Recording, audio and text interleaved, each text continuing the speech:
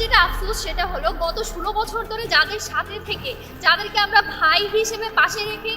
এত বছর ধরে যুদ্ধ করেছি, যাদের সাথে হাতে হাত থেকে, যাদের পাশে পাশে থেকে আমরা জুলাই আন্দোলন সফল করেছি, সেই সব ভাইয়েরাই যখন আমাদের সাথে এই ধরনের শব্দচয়ন করে বা আমাদের ব্যাপারে এই ধরনের ভিডিও বানায়, অশ্লীল কুরুচিপূর্ণ কথা বলে, তখন সেটা আমাদের জন্য আসলেই কষ্টকর এবং সেটা হচ্ছে আমাদের জন্য কি বলবো, আমাদের জুলাইয়ের একটা ব্যর্থতা বলে আমরা মনে করি। দেখুন, গত জুলাইও কিন্তু এই ধরনের অনেক কিছুই হয়েছিল, যে ছাত্রলীগের যে মেয়েরা ছিল তাদেরকে বিভিন্নভাবে স্লাট-শেমিং করা হচ্ছিল। সেই সময়ও আমরা কিন্তু মেয়েদের পাশে দাঁড়িয়েছিলাম যে মেয়েদের এই ধরনের শব্দচয়ন করা যাবে না, রাজনীতিকে রাজনৈতিক চিন্তা দিয়েই প্রতিহত করতে হবে। তো সেই জায়গা থেকে আজকে যখন এই সব কিছু হয়, আমি আপনাদের একেবারে দুই তিনটা ঘটনা বলি। যখন আমাদের ভাইয়েরা, ছাত্রদলের ভাইয়েরা যখন এই ফ্রেমিং করার চেষ্টা করে যে কারো কি ধরনের কে কাকে সমর্থন করে সেটার ভিত্তিতে যদি কেউ নেতা হয়ে যায়, এই যে পোস্টেড নেতা সহসভাপতি কেন্দ্রীয় হাসান আল আরিফ, সেই যে আমাকে টারজান মাসুদের খাবার বলেছে। সেকেন্ডলি, আমাদের মনসুরা আপা, আমাদের গত 16 বছরের একেবারে সহযোদ্ধা, যাকে আমরা সংগ্রামী নেত্রী হিসেবে মানতাম, সে যখন আমাদের ছাত্রী সংস্থার যারা গত 16 বছর ধরে তাদের চেয়েও বেশি নির্যাতিত ছিল, তাদেরকে যখন সে সেবাদাসী বলে, কিংবা লিয়াকত আলীর মতো এমপি মনোনয়ন প্রার্থী যখন সে আমাকে নর্তকী বলে ছবি পোস্ট করে, হেমা চাকমার মতো বাম জোটের নেত্রী যখন হচ্ছে অশ্লীল শব্দচয়ন আমাকে উদ্দেশ্য করে ব্রততী চক্রবর্তী মৌলি, আশিকুর রহমান রোহান, যারা হচ্ছে নোমান আহমেদ চৌধুরী স্বতন্ত্র শিক্ষার্থী জোটের যে প্রার্থী, তার হয়ে যারা পিআর করে, সেই বামপন্থী লোকেরা যখন এই ধরনের কথাগুলো বলে, তখন আসলে আমরা কারো প্রতিবাদ দেখতে পাই। এই দ্বিচারিতা, এই ধরনের হচ্ছে সিলেক্টিভ প্রতিবাদ, যখন আমি প্রথমেই এই যে বিষয়টা ক্লিয়ার করে নিই, ফাহমিদার সাথে যেটা হয়েছে, তাকে যে গণধর্ষণের হুমকি দেওয়া হয়েছে, একজন নারী হিসেবে, একজন শিক্ষার্থী হিসেবে, সর্বোপরি একজন মানুষ হিসেবে এর বিপক্ষে আমরা দাঁড়াই এবং আমরা বিশ্বাস করি এর হচ্ছে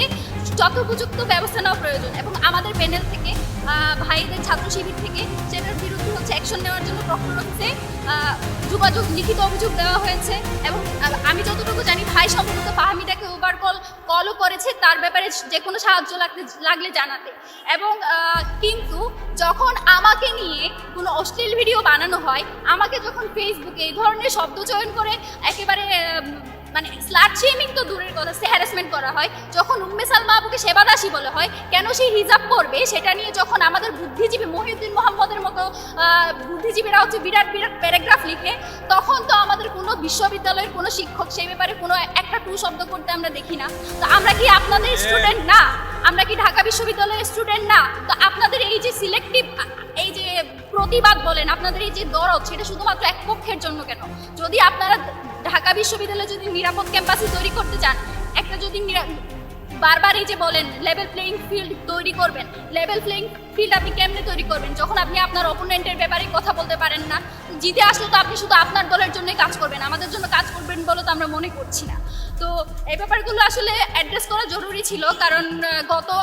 যখন থেকে মনোনয়নপত্র কিনেছি আমার উপর দিয়ে অনেক কিছু গিয়েছে এবং সব কিছু সহ্য করে এই জায়গায় পড়ে থাকার একটাই কারণ, এই যে এই জায়গায় আসা, এটা হচ্ছে যেই জনগোষ্ঠীর যে স্টেকটা, যাদের টাকায়, যাদের পয়সায় আমরা এখানে ঢাকা বিশ্ববিদ্যালয়ে পড়াশোনা করি, সেই আসলে জনমানুষের স্টেকটা আসলে বাংলাদেশের ক্ষমতায় বলেন, বাংলাদেশের নেতৃত্বে বলেন, সেই শরিকানা নেই। তাদের সেই শরিকানা নিশ্চিত করার জন্য এই জায়গায় আমি দাঁড়িয়ে আছি শক্ত হয়ে। এবং যে মেয়েগুলো আসলে কথা বলতে পারে না আমাদের মতো, যারা হচ্ছে কোনো রাজনৈতিক দলের হয়তো সেই সাপোর্টটা পায় না বা একেবারে ক্ষমতার কাছাকাছি থাকাদের সাথে তারা থাকে না, তারা যে কথা বলতে পারে না, সেই কথা বলাটা জরুরি বলে এই জায়গায় এখনো পর্যন্ত এত কিছু সহ্য করে বসে আছি, এত কিছু সহ্য করে শক্ত হয়ে আছি, যাতে আমার মতো 8-10 জন এই কথাটা বলার সাহস পাই, বা যারা বলতে পারে না তাদের হয়ে আমি কথাটা বলতে পারি। এবং এই কথাটা আমি বলে যাবো, সেটা যদি ফাহমিদার জন্য বলতে হয়, ফাহমিদা আমার অপোনেন্ট হোক, ফাহমিদা হচ্ছে আমার বিপরীত আইডিওলজির হোক, তার জন্যও আমি কথা বলবো। আমি এক্সপেক্ট করব আমাদের যারা অপোনেন্ট আইডিওলজির আছে তারাও আমাদের জন্য কথা বলবে। অন্তত ইনসাফের স্বার্থে হলেও আপনারা এইটুকু কথা বলবেন যে অন্য একটা মেয়েকে নিজেদের জন্য যদি আগে বন্ধ করতে চান, অপরের জন্য কথা বলা শুরু করেন।